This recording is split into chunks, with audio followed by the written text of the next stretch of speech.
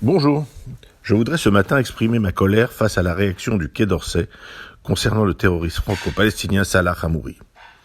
Pour ceux qui ne connaissent pas ce triste individu, il a été inculpé et condamné en 2005 pour avoir projeté de tuer le grand rabbin Ovadia Yosef, revendiquant sa totale appartenance au FPLP.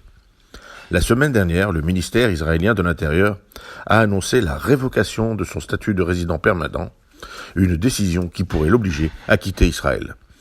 Suite à cette décision, tous les groupuscules et partis islamo-gauchistes pro-palestiniens ont crié au scandale. Et cela ne nous étonne pas.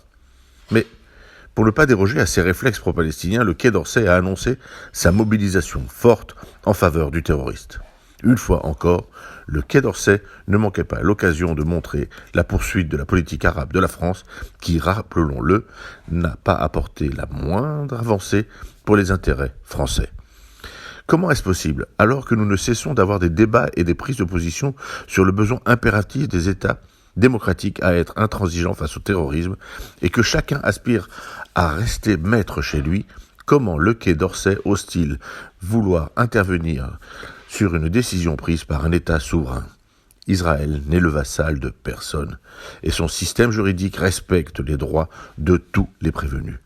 Israël, exemplaire dans ce domaine, a le droit de protéger son peuple et d'agir pour sa sécurité.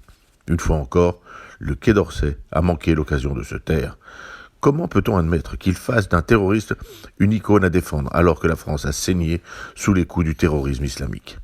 Cette déclaration du Quai d'Orsay ne fait que fournir du grain à moudre à ceux qui parlent de laxisme et de manque de courage.